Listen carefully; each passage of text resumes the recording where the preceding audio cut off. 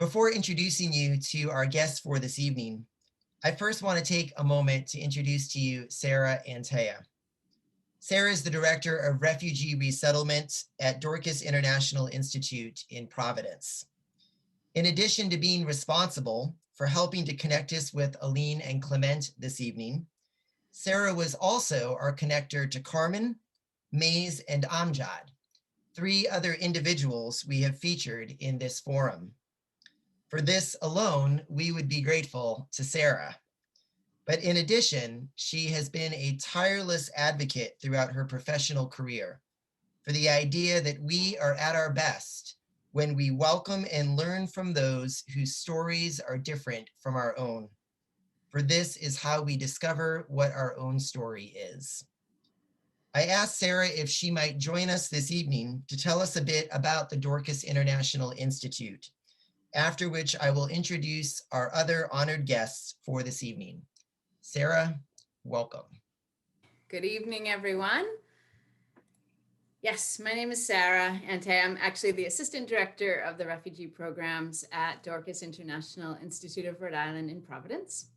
First of all, thank you for including me and for doing this educational series. It's a wonderful idea and it's so important. I'm very happy to be here. I'm also really grateful for our relationship with Four Corners Chapel. Reverend David and the congregation have been so supportive of our refugee clients over the past few years. And we thank you for that. So yes, I manage the Refugee Resettlement Program at Dorcas International. And right now we're the only refugee resettlement program in Rhode Island. I've been doing this work for about 11 years now. And just a little bit of background about refugees. So in case you're not familiar, refugees are people who have been persecuted due to things like their race, religion, or nationality, or they have a well-founded fear of persecution. If you haven't heard of refugee resettlement before, it's a federally funded program. The United States government invites a limited number of refugees from around the world to be resettled in the United States, or in other words, to come live here in a completely legal way. We're one of a handful of countries in the world who do this. All of the refugees are fully screened, medical checks, security checks, etc., before they're approved for resettlement. Our refugee resettlement program is one of many around the country. We're doing the work on the ground of welcoming these new arrivals and helping them get settled in to their new lives. We prepare housing for them before they arrive. We greet them at the airport, help them get oriented to life in the US, get the kids in school, adults in English class, medical appointments for everyone, how to use the bus system, help looking for jobs, basically everything when they first arrive. Before they come here, most refugees are living in refugee camps for years, often many years. They likely have left their home country years before due to that persecution that they were suffering or threatened with. And only a really small percentage of them get the opportunity to be resettled. It's extremely important work, and I'm very proud of our country for doing it. In Rhode Island, we only resettle about 100 to 200 individuals each year. This number varies a lot depending on what the US president sets as a limit. These refugees arrive as individuals or large families with young children or elderly couples. It's all sorts of combinations we receive. Over the years, we've resettled refugees from many different countries. Currently, most of the refugees we resettle are from the Democratic Republic of Congo, which is where your guests are from tonight. Aline and Clement arrived in the United States for resettlement through our agency years ago. And now they have devoted themselves to helping their fellow refugees every day, which you'll hear more about. Before I wrap up, just another bit about our agency. Dorcas International Institute has other programs in addition to refugee resettlement. We have adult education, which includes English classes, GED prep, and citizenship prep. We also have employment services, interpreting and translating services, and citizenship and immigration services. Please check out our website, and you're also welcome to reach out to me with any questions. We do have some volunteer opportunities, though it's a little bit different during this pandemic time. I'll put my name and contact information in the chat unless David has another plan for putting my information out there. Otherwise, enjoy your conversation with Aline and Clement, and I'm going to stick around for it too. Thank you. Thank you, Sarah. I'm grateful to Sarah for her time tonight. And as we go through the evening, if you do have any questions that you want to raise, not only for Aline and Clement tonight, but also for Sarah because she's sticking around, I certainly invite you to do that as well. And you can put those into the chat box down at the bottom. Personally, if you want to get in touch with Sarah, the website is a great way to do that. I can also tell you that her number just stays on speed dial on my phone, which is a pretty good place to have it. Let me introduce you to our guests tonight. Aline Binynugu and Clement Shabani are the founders of the Women's Refugee Care Center. The mission is to facilitate refugee families in becoming self-sufficient, productive members of American society while maintaining their cultural and ethnic identities.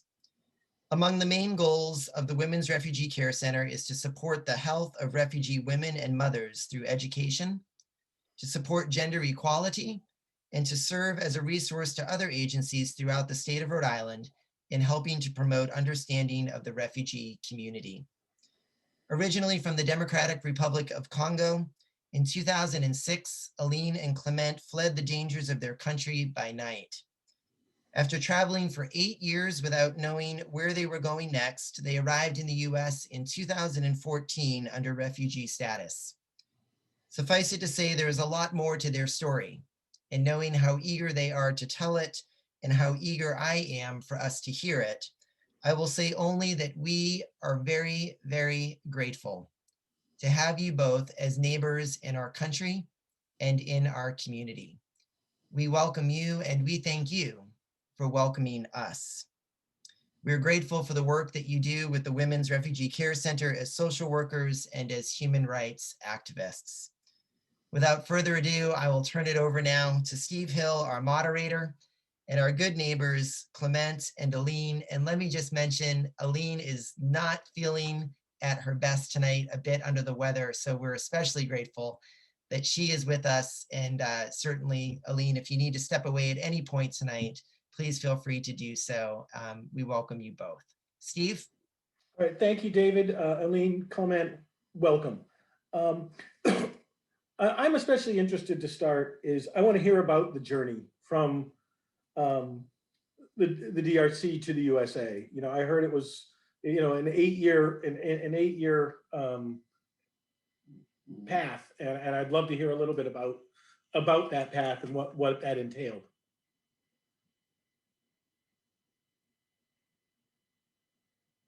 Clement, I think you're on mute. There we go. Okay, thank you, Steve. Yeah. So I would like to say thank you. Thank you for welcoming us. And we are so grateful to be among you tonight. So, yeah, we were born and raised in the Democratic Republic of the Congo. And I know most of American people, they don't know much about the African countries, and the Congo is one of them.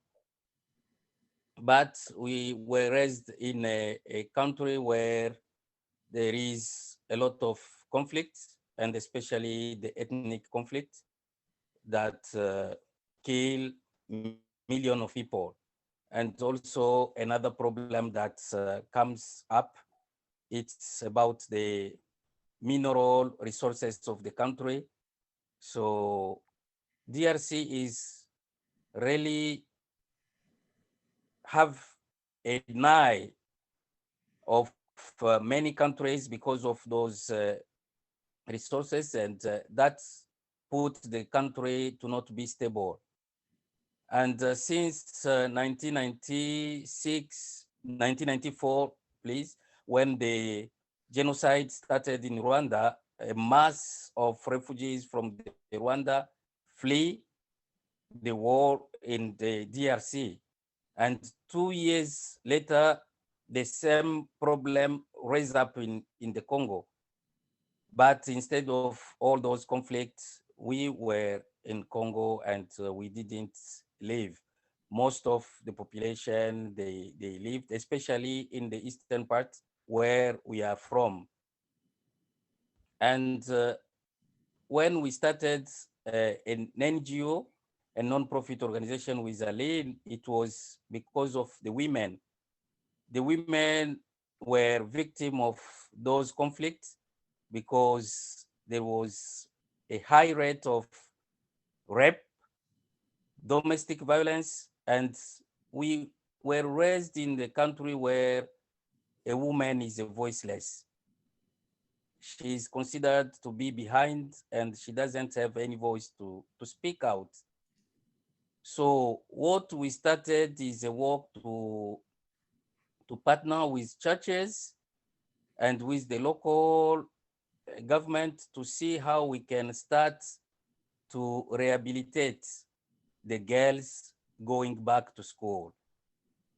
And that is the work we're mostly doing, and with the partnership of UNICEF, seeing how we can get back girls at school. And also we were just following up women, those who were raped and getting pregnant, and they were kicked off to their marriage because of that.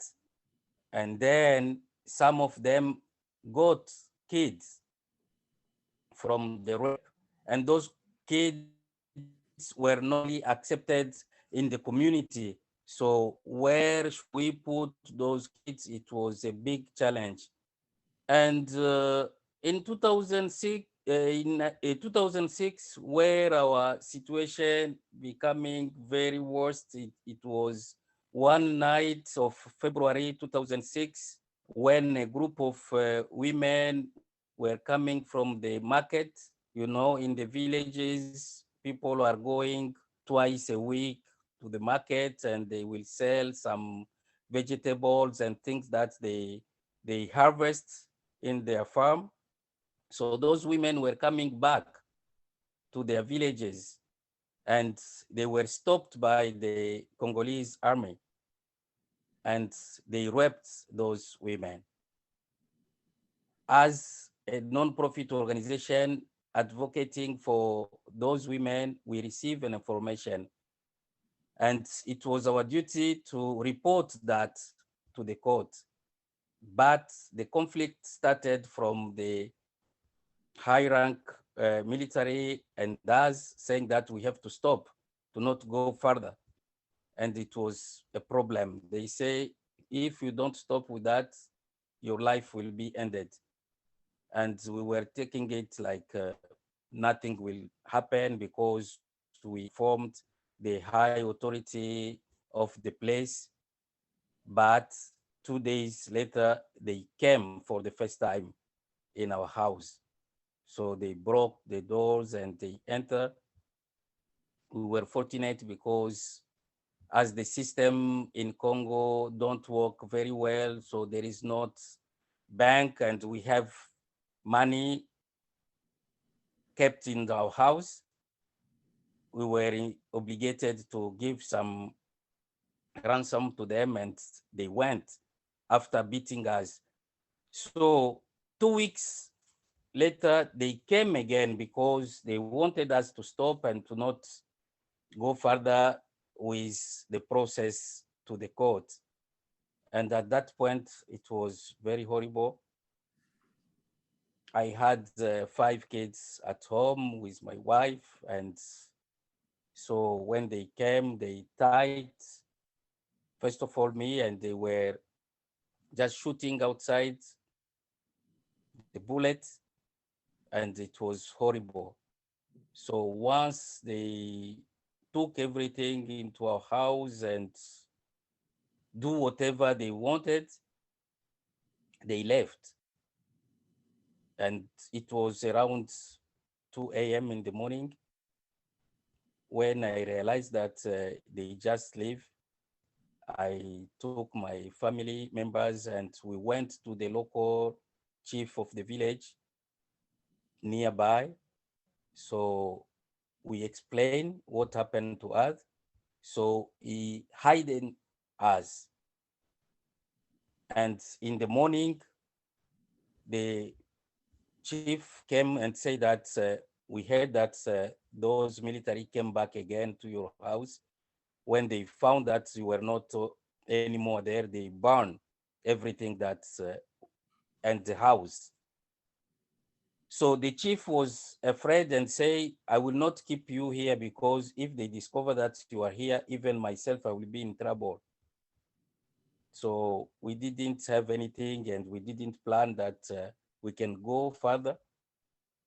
But some things just come in our mind and say, this is a time for us to leave this country because our life is in danger. And we decided to start the journey, walking night, day, and trying to pay some people who will help us to cross the border. And we crossed the border, the Lake Kivu that separates the Congo and Rwanda, and we went to Rwanda.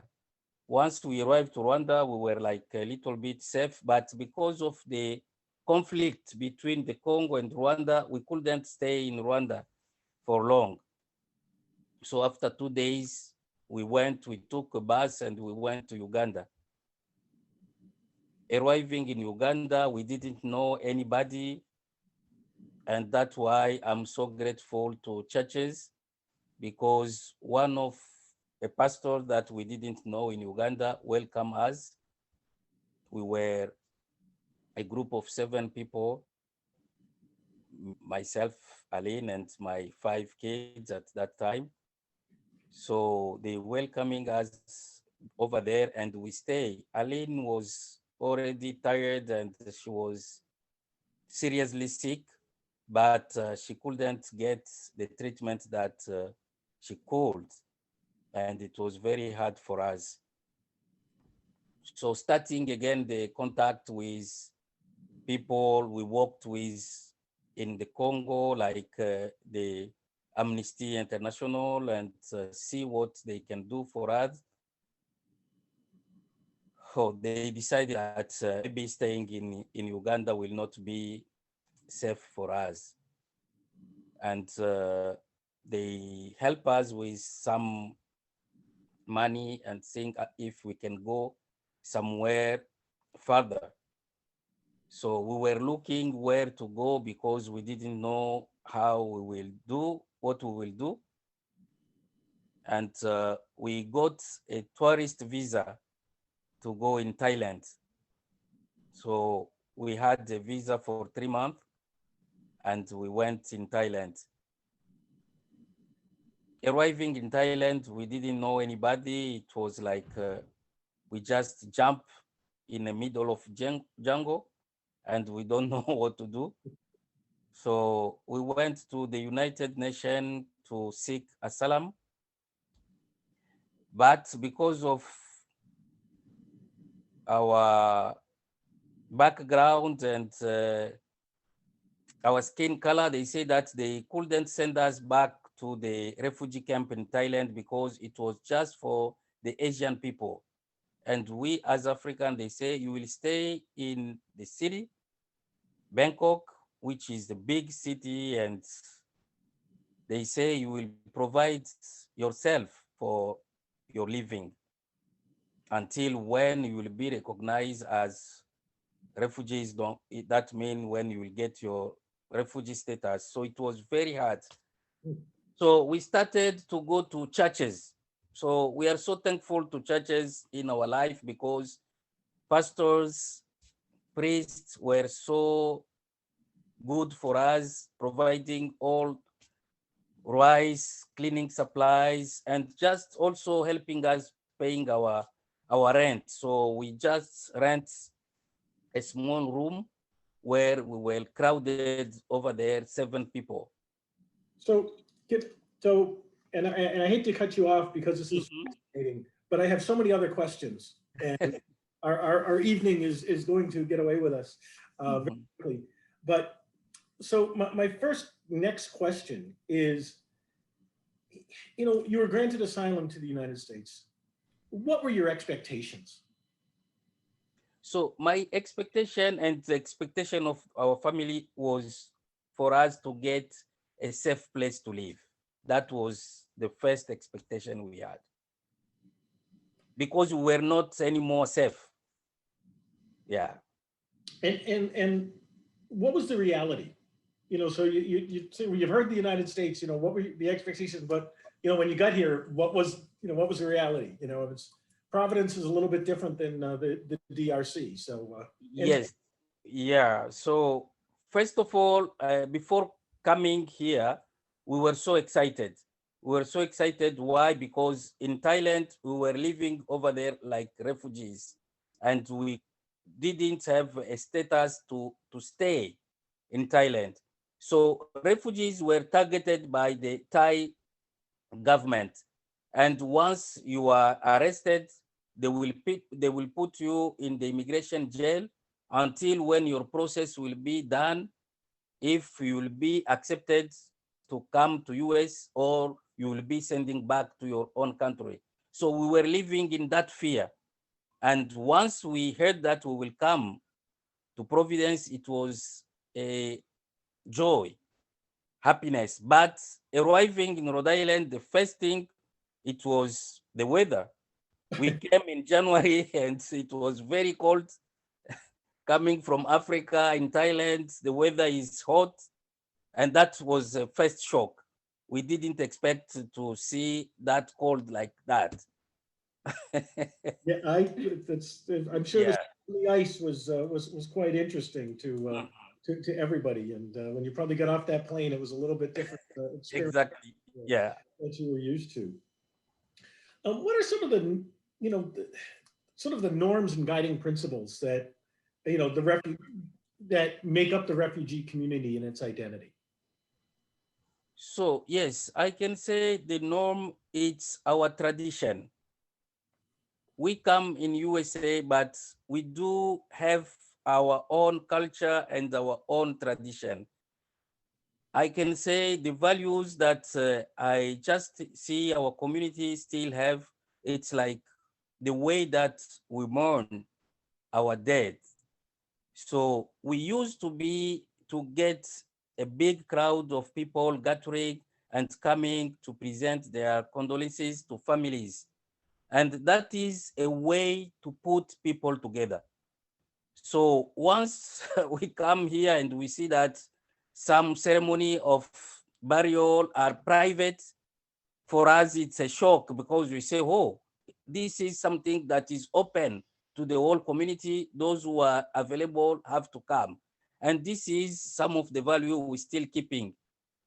Also the celebration, like the wedding and parties.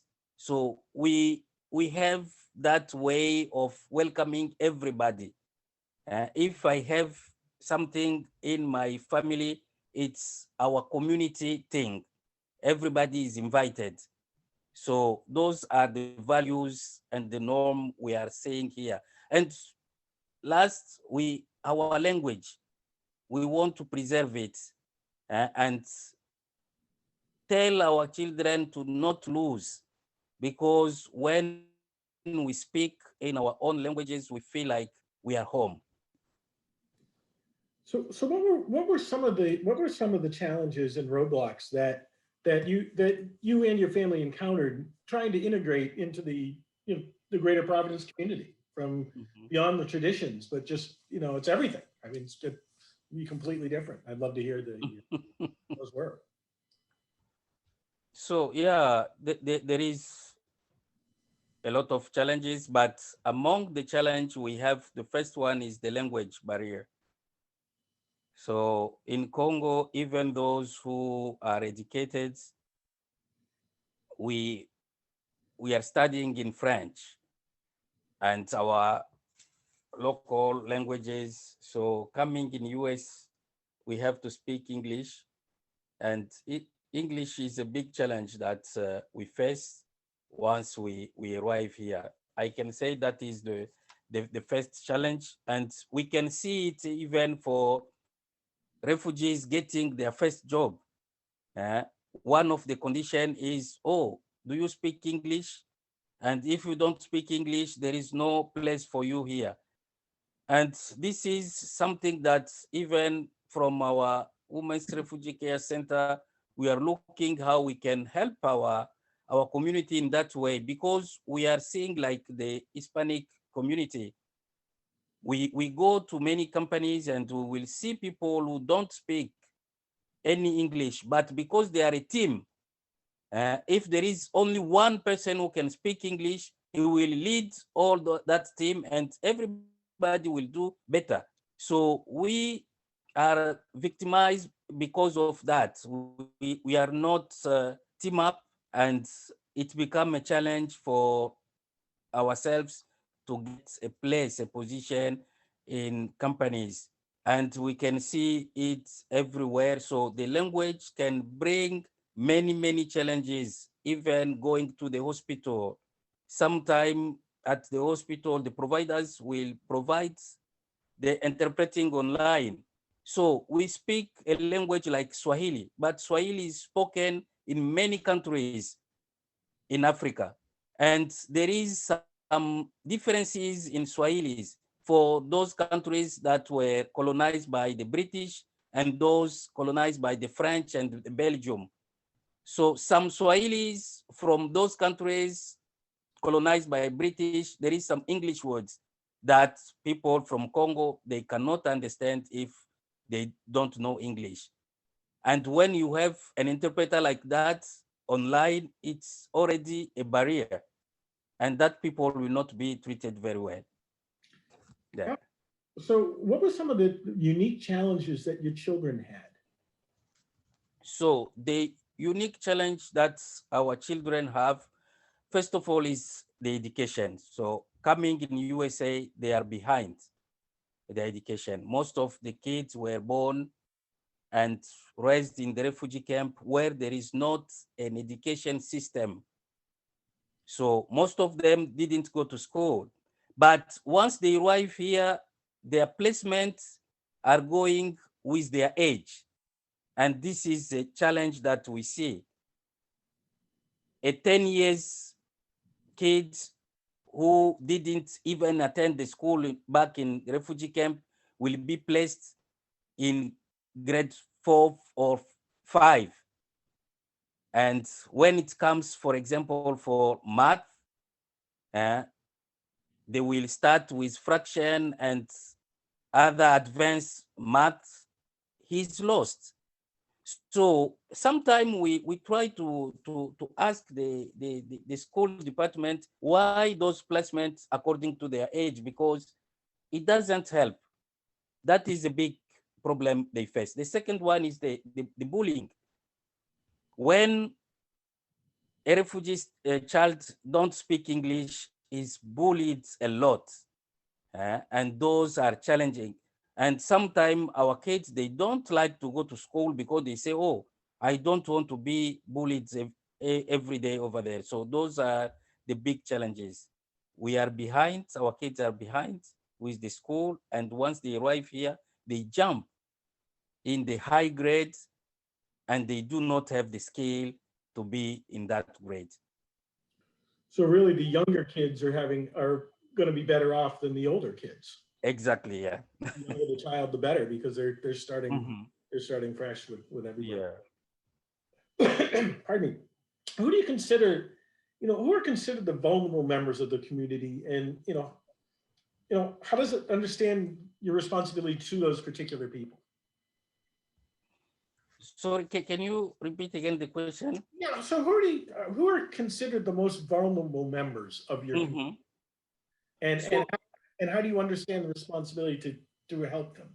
yes, the most vulnerable members are women and children. As I said again, we come here in US, but we come with our culture. And I don't know if Sarah's still there and she can tell also about that, because you can see the most of the case of the vulnerability are women and kids. So the domestic violence is in high level.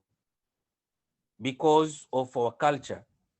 A woman is voiceless, is the man who decides for the life of a woman. Sometimes women don't know their own rights, so they don't advocate for themselves. And it becomes very hard when you come in the American society and they say that you have to decide for yourself. You have to find your own way. And sometimes I'm smiling when I see our women who don't have their own choice to take their step for their life. And sometimes it can be a big decision for their life. For example, for a woman who are beaten or molested at house, but she will not denounce her husband because of preserving the marriage. They don't want to break the marriage because of the culture. So those people are most vulnerable.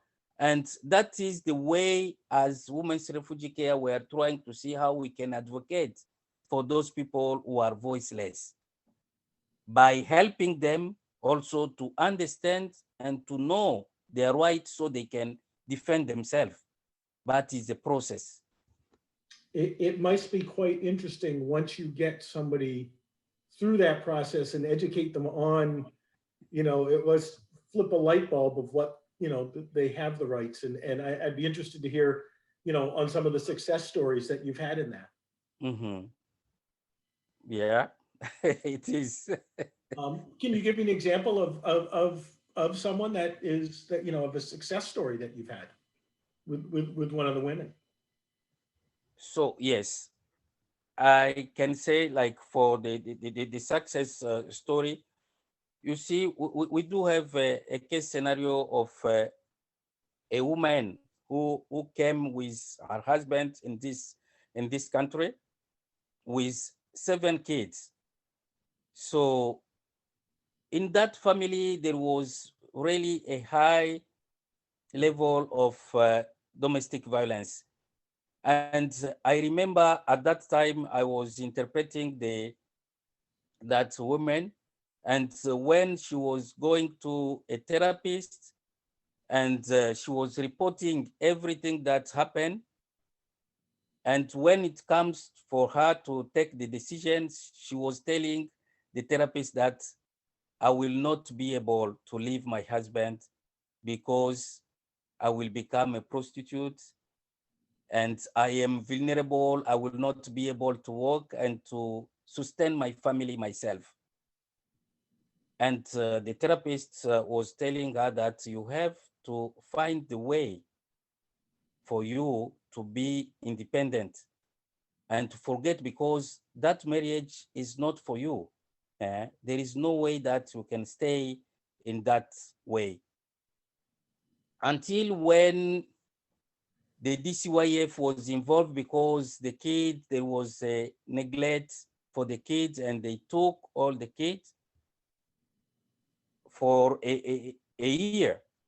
So at that time, when the kids were at the foster care, the woman decided to be separated with her husband. And she find a job, she started working hard, and she showed to this wife that she was able to take the kids back and she can provide everything. And they were doing the assessment until when they found that really the woman was capable to take back the kids, and they took back the kids.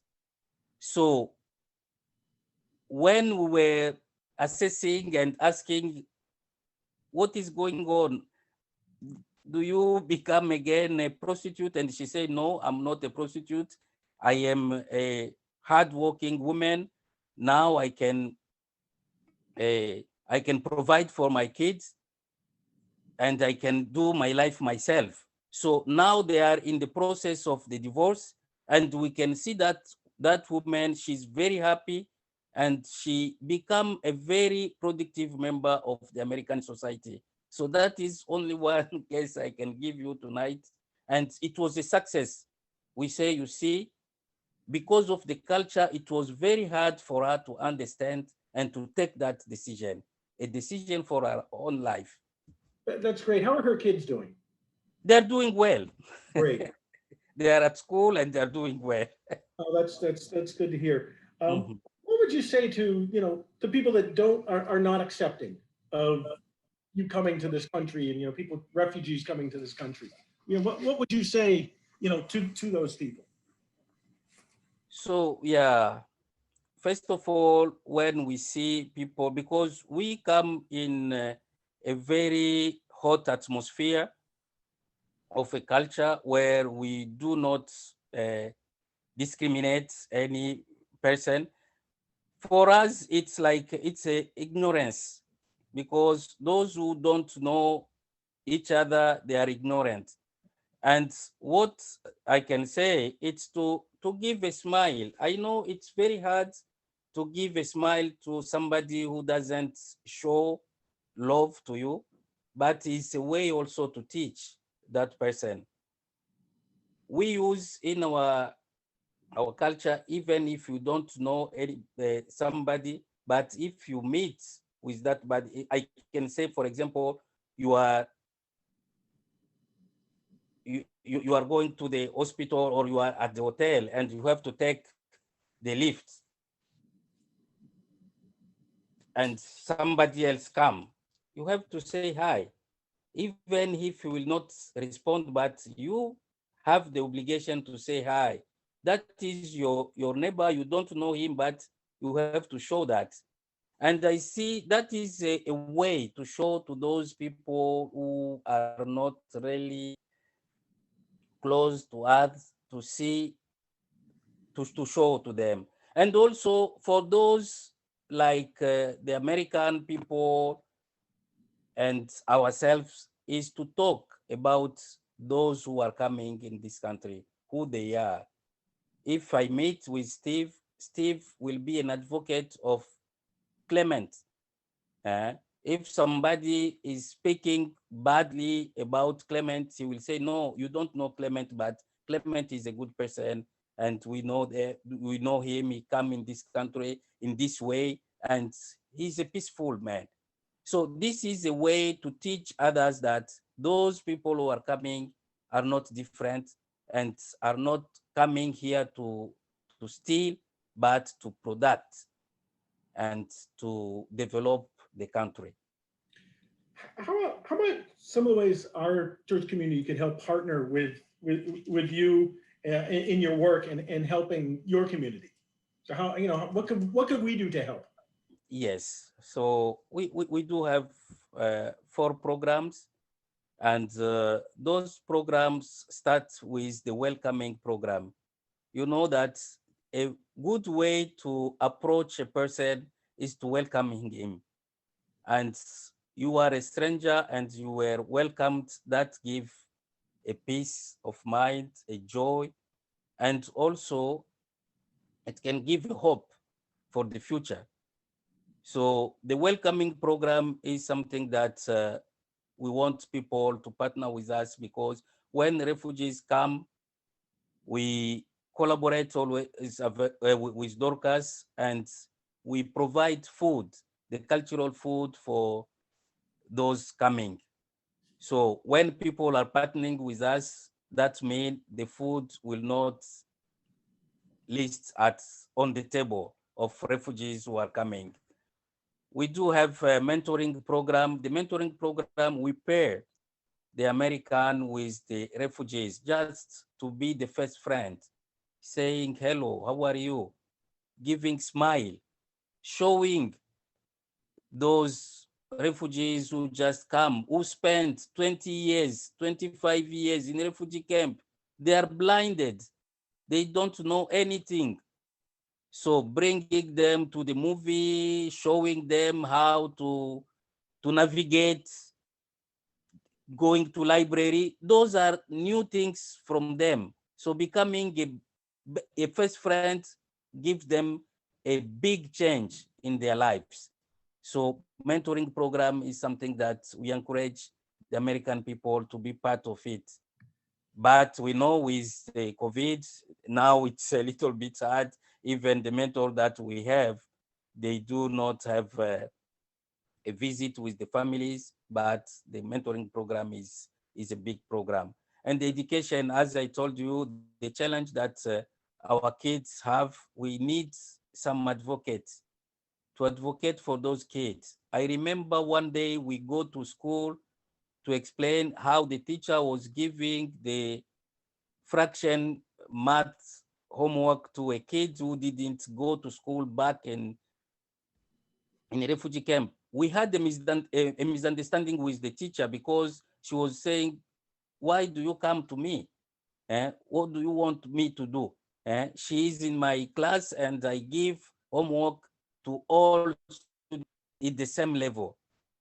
But because we had a mentor of a family who is an American, she tried to explain that this kid is different. She doesn't have anything in her background of education. So they understood and things change. So we need those people to help in the education program because we do have a lot of challenges. Some parents, they don't know even if there is a parent-teacher meeting. They don't know. They know that when they send the kids to school, that's it. They don't even check their grades. So those are challenges. And we have a women's group, a women's empowerment group, because women are always in the center of the problem. Men, when they arrive here, the main problem, it's the management of the money, it's the management of the family. Men are working, they are putting their money in their pocket, and they don't want to share with their wives and their kids, and the problem starts from there. So we have to empower women so they can be also self-sufficient and don't always rely in their husband. And that is a fight, but a peaceful fight. So, yeah. Well, thank you. I want to now turn it over to Pastor David for any questions that have come from our audience. I probably have a couple more, but I want to make sure that we have some of the, everybody else gets to participate too. So David, please take over. Absolutely. Yeah, we had several questions come in, Clement. One question was just, how old are your children? Someone wants to know. And what are they doing today? So yes, thank you, David. Now I came in Rhode Island with 6 kids, 2 adoptive and 4 biological. So those 2 adoptive are 27 years old now. They are girls, and they just arrived here. It was a fight for them to be in grade 12 and to graduate that year. It was just in few months, and they did well. So they graduated to Roger Williams University. One is married and she has a kid. So I'm grandpa now. The third one just graduated last year and she's a freshman at URI. The fourth is a young boy of 16 years, is studying at La Salle, is a junior. Yeah, and the fifth is 14 years, is a freshman at La Salle Academy. And the last one is a boy, is 10 years, he was born in Thailand. That is a Thai, is in the middle school, is in grade 5. Okay, wonderful. Thank Wonderful. you. Yeah, and congratulations on being a grandfather. Thank you. That is so wonderful.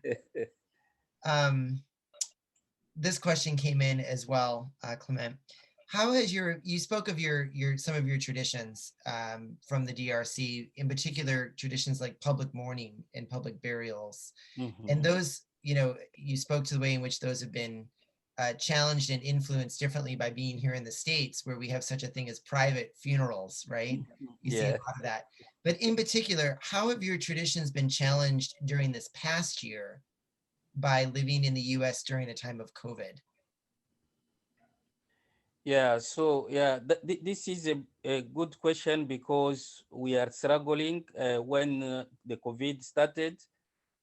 So first of all, African people didn't trust that COVID is real.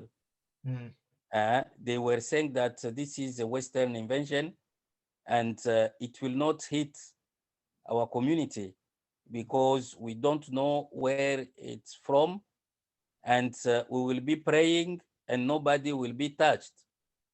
So that was the first impression they had. And you can see they didn't respect the social distancing among themselves.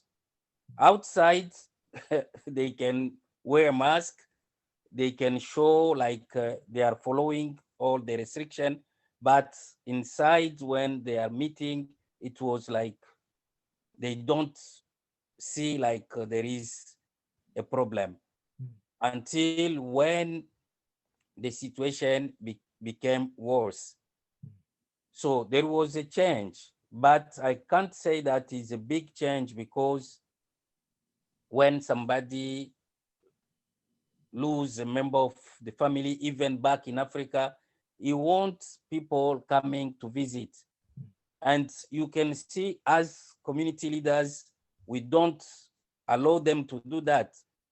But sometimes they will hide. They will not tell you that we are doing such a gathering because we are mourning somebody who passed in Africa. Because traditionally you have to be at home and people will come to you. mhm. So sometimes breaking those barriers are big challenges that we are seeing in the community. Clement, Mm. can I ask additionally, where do you think that distrust of the West and of COVID and of whether or not it was real, where did you think that distrust comes from? So the distrust come from back home. As I told you, I say we have a country rich of the mineral resources and with all the stereotype of the colonization. Hmm, So people don't trust much. They say there is much going on and it's not for our benefit. So in our own social media, we do have many speech when they are saying that this is a way to eliminate the most population of African people. So please don't take those precautions that they are saying because it's a way to eliminate us. hmm, And the distrust come from there. Yeah. You've talked at length about the work of the Women's Refugee Care Center and the work that it does to empower and educate women and children in particular. One person's asked this question: is there help for abusive husbands to adapt to new expectations living in the US? Yeah. So this is what we are trying now to work together with Dorcas International Institute because we alone we cannot handle those situations, and especially when we all come in the same background.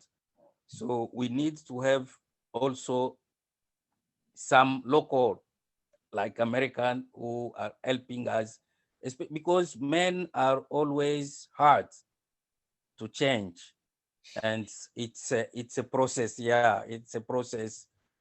Most of us we are stubborn, and when it comes to violence, there is there is a lot. There is a lot for a man to just accept, and especially when you saw your great grandfather treated your great mother, grandmother, and your mom was treated the same way with your father. You coming here, there is even men who are saying, oh, better, it will be better for me to go back in Africa, but to not change what I'm supposed to be in my house. We know that it's a process, and we have to communicate, to talk, and having some guests coming and talk to them. Mm. Those are the ways we are looking to see how we can convince men and change, bring some change to the community. Can I just Yeah, good, Steve. that one question on that, Clement? How is that with the young men, the teenagers? How do you help change that culture, because they're sort of the future, and I would be interested in how that, how you're able to do that. So we do have some youth leadership program, and where we meet with youth and especially talk about the topics like this. So for young kids, we can say we are 80% sure that they understand, because kids always are touched when they see the way that their father are treating their mother, even if they are boys. They don't accept that. And when you have an exchange in talking, they will say, yeah, we regret to see the way that our parents are behaving. You can see even for the young boys who say, oh, when I will be married, I will not do like my fathers. So for young, we can say by having gathering and talking with them, they understand. And also by going to school, they understand the value of having their wife and respect women. Mm. Yeah. Mhm. Thank you. Mhm. Yeah, Clement, you've talked. I was curious as a follow-up to that same question. You talked about how through the education program at the Women's Refugee Care Center, there's an opportunity for people to advocate for children in the schools. And I was really struck as you were talking about that teacher who was giving out the lessons in fractions, and how Mhm. the expectation on the part of the teacher was that the student should be able to work at the same level as everyone else. And Mhm. it took someone other than that student's parents to go and advocate on behalf of that student before that teacher sort of was willing to see what needed to change. And it makes me realize that, we who are Americans, we who have created our system, we're the ones who are in the best position to challenge and change that system. Mhm. And I wondered though, when you talk about husbands within the refugee community, particularly abusive husbands, um, how does that work to, how do men respond to someone like me trying to come alongside of them and uh, help them see a new way of being a man, as you put it? Does that, it seems to me that within an African community, it might be hard for me to come alongside of you in some ways, that it would, my role, my humanity might not be welcomed and accepted in the same way. Is that Mhm. fair? Yes, it's fair. It's fair. It's Mhm. fair, but the approach, the way that you will approach, that is the way that you can get to convince that man. That's why I was telling you we do have an experience with the mentoring program, because when you are a mentor of the family as an American man and you approach that family, they will see the way that you are smiling to them and the way that you love them. So it will take a while, but not too long time before they just start to be open to you. And you can just even start talking about some topics by in the conversation, saying here in America, we as men, we respect our wives in this particular way. So, and sometime if is good, he can tell you, oh, we in Africa, we do like this and that, and you open a discussion. That is one approach. And the second one is when we have a men's group and we invite an American who will come to talk about that topic, because in the topic at the end there is an open discussion, they can ask and you will respond, or you can just touch based about something that your own experience. Mm. When people volunteer in the mentoring program, is there a hope or an expectation on your part for how long someone might commit to that? Yes, yeah, because we give a year, Okay. yeah, and it's by yourself, because we don't give the mentor a guideline to say, oh, you have to come, like you have to meet with your family once a week. It depends on your own availability. Okay. And we do have an experience with much of the volunteers. Once they start that, they take like 2 3 years because they become friends, yes, with the family. Yeah. Yeah. That connection gets made and Yeah. it lasts. Yeah. Yeah. We have maybe time for just two more questions here, and this one came up through the chat. You and Aline obviously you're working with the Women's Refugee Care Center. Is that the way that you primarily make your living, or is there other work that you also do? This person's asked. So I can say this is the first way we are making our living. And also, in spite of that, we are doing some interpreter services to hospitals. Okay. Yeah, Okay. yeah. But we are dedicated at Women's Refugee Care, and we are paid now. Mhm. Yeah. And how is the Women's Refugee Care Center primarily supported financially? So yes, that is a good question.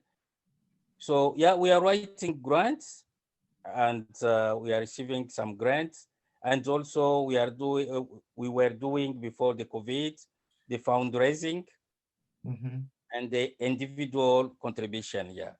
Okay. Okay. Mhm. Just in the event that anyone didn't catch that, individual contribution Yes. that are Yeah. all welcomed. Okay. Mhm. Just thought I'd raise that for anyone who might be out there tonight. Yeah. So this question came in, Clement. And I'm going to enlarge the question a little bit, and hopefully that's okay for the person who's asking Mhm. it. Yeah. You come from a culture and a country that not only mistreated women and children, but actually looked for ways to mistreat them. Mhm. And yet you stood up in your country and advocated for women and children. Who or what taught you to do that? Thank you. Yeah. So as you can see, I'm not working alone. I'm working with my wife. Mhm. And I met Aline when we were at the college. And Aline comes in a family where she was born in a family of 9 Mm. kids, and all of them were girls. So you can see the trouble, because having girls in the Congolese, I can say in the Congolese culture, is like a curse for a father, Mm. but which is not, you see. And the mother will have a trouble because of having only girls. And Aline experienced that. And she was saying that I will wipe your tears, my mom, if I get a chance to go to school. And it was a luxury also to go to school, because girls are not privileged to go to school. And when we started dating, and that is something was coming in our talk, and I say, I think I will help you, I will support you, and we have to work about that. So our passion is to see how we can support those girls to become also independent, because by not giving chance to girls back in our country, that means the girl will be like a vessel of her husband. She will be married, but she will not have any words, any decision in the house. And that is a big challenge. But if she's empowered, she studied, she will be able to understand and even to take her responsibility. And that's why we started the campaign of getting the girls back, and especially in the villages. So Aline was my inspiration and my support in that work.